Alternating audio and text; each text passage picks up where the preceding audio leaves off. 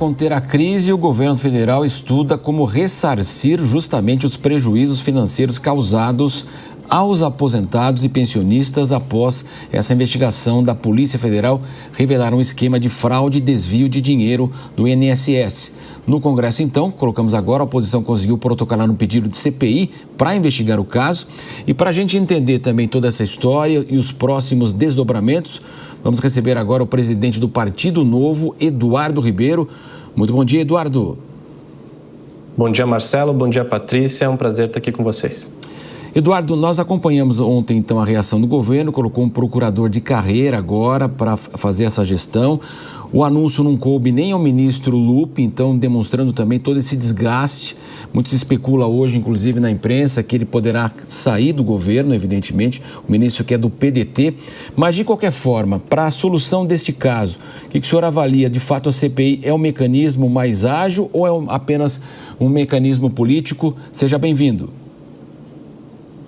Bom, Marcelo, primeiro que em qualquer país sério, o Carlos Lupe já teria sido demitido e o Lula estaria enfrentando um processo de impeachment agora, né? Acho que é muito nítido quando você olha para as grandes democracias do mundo, qualquer escândalo de corrupção que seja próximo a essa magnitude que nós estamos vendo agora, de se roubar dinheiro dos aposentados para enriquecer aí entidades sindicais, associações de fachada, é um caso de extrema relevância que não poderia passar batido, né? Então, só no Brasil mesmo, em que se busca soluções políticas para problemas de corrupção moral.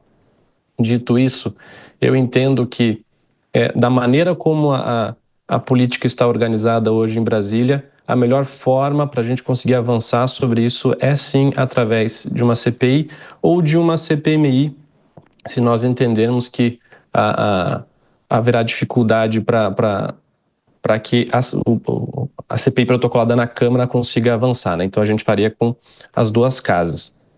E é preciso se investigar a fundo, dado as inseguranças que nós temos em função da própria influência que o governo federal tem hoje, tanto no Judiciário quanto na Polícia Federal, né? E nós precisamos investigar isso por meio do Legislativo, que, apesar de todos os problemas, ainda é ou busca ser a casa independente para fazer esse tipo de investigação.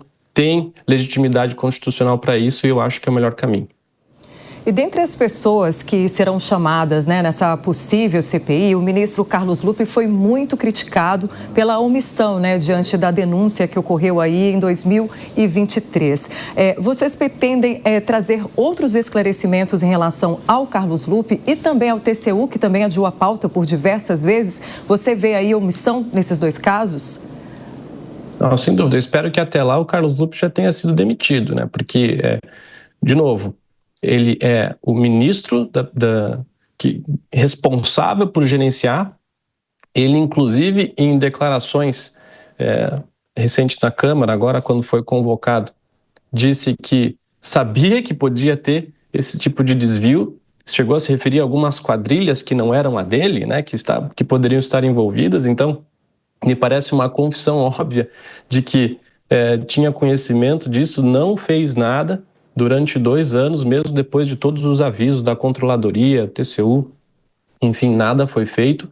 E é preciso também investigar, sobretudo, Patrícia, a quem interessa enriquecer essas associações e, sobretudo, esses sindicatos, né? Nós sabemos muito bem que o PT foi formado com as bases sindicais desde a sua essência, lutou muito para que os sindicatos fossem financiados com o dinheiro do trabalhador, e a muito custo nós conseguimos derrubar isso com a reforma trabalhista, com o fim do imposto sindical, que está sendo revisto, infelizmente, agora pelo Supremo Tribunal Federal, né?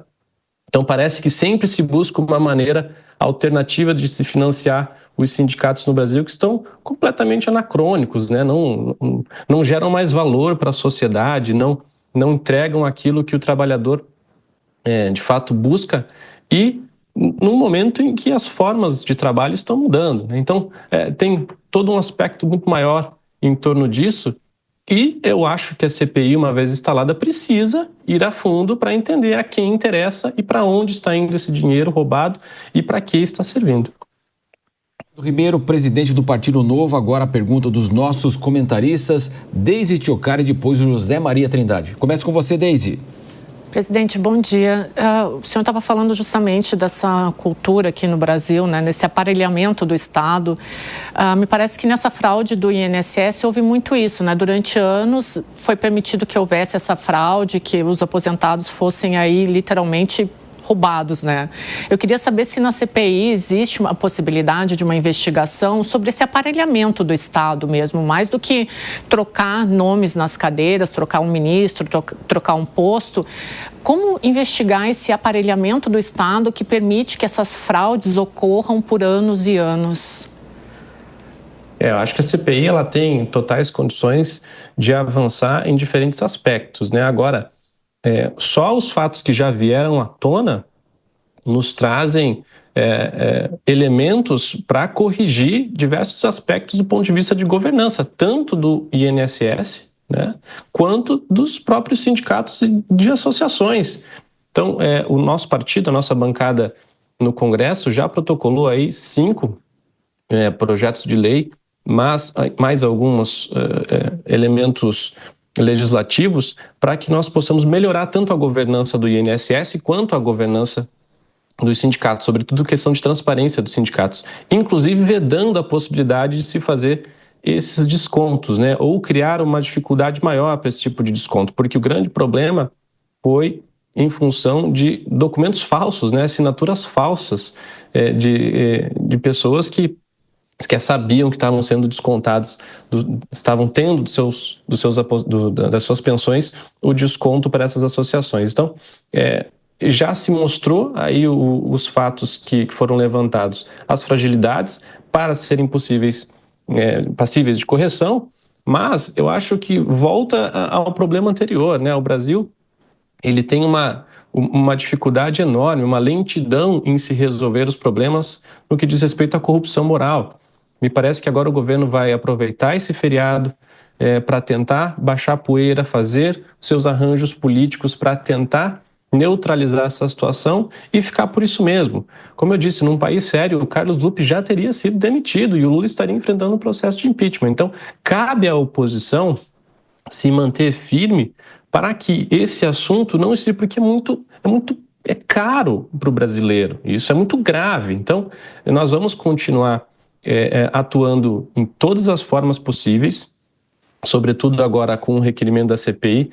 Também no Senado é possível uma CPMI unindo as duas casas, porque entendemos que o governo vai fazer de tudo para tentar neutralizar esse caso e abafar, mas nós não vamos permitir. Presidente Eduardo, eu concordo, aqui no Brasil há uma cultura de que o cargo público é uma espécie de anexo, né, do ocupante. Ele dá a impressão de que é dele esse cargo. Qualquer país, o próprio ocupante do cargo já teria espontaneamente se afastado para a apuração, né? Eu acho que 2 CPIs estão aí explícitas no Congresso. Uma é sobre as emendas parlamentares e outra exatamente sobre essa investigação. Mas como não se pode pedir demais, ou seja, uma CPI para investigar os próprios deputados, resta essa aí. A impressão que eu fiquei ontem conversando com líderes, presidente, é de que o buraco é muito mais profundo. Desta vez não é desvio de dinheiro público, é roubo do público. Dispensaram essa passagem pelos cofres públicos e foram roubar diretamente do público. Mas é muito além, pode chegar aos empréstimos, que o senhor faz aí críticas sobre esses descontos. Tem que acabar com isso. Exatamente, né? E quando você comenta ali, né, José Maria, esse é um caso muito nítido do patrimonialismo brasileiro, né? Achar que você é dono do cargo, achar que aquilo te pertence e tratar os recursos públicos como se fossem seus e não ver problema algum, né? A lentidão do Carlos Lupe em tomar qualquer atitude em relação a tudo que estava acontecendo, mesmo sabendo o que estava acontecendo, é porque ele não via problema, essa é a verdade. Ele acha perfeitamente justo financiar sindicatos e associações com dinheiro desviado de aposentados. Agora, tudo que está sendo feito agora é encenação. Aquilo ali é uma narrativa de achar que estava preocupado e que vai ter tolerância zero. Mentira!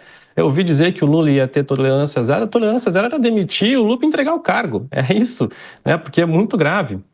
E quando eu comento sobre essas soluções, esses arranjos políticos, a primeira medida do governo, via o PSOL, era abrir mais crédito para poder compensar, né, de devolver esses recursos para os aposentados. Ora, então quer dizer que a sociedade toda vai ter que pagar, né, para esses aposentados um recurso que foi roubado? Não, tem que ir atrás de quem roubou, tem que recuperar esses recursos de quem roubou essas pessoas, né, e devolvê-lo para essas pessoas. Então, me parece que é sempre uma tentativa de vamos organizar tudo aqui dentro de casa e vamos fazer uma grande pizza e está tudo bem, porque as eleições estão chegando. Fingir que nada aconteceu, né? Conversamos com o presidente do Partido Novo, Eduardo Ribeiro, dentro da programação da Jovem Pan. Prazer tê-lo conosco. Até a próxima. Prazer, até a próxima.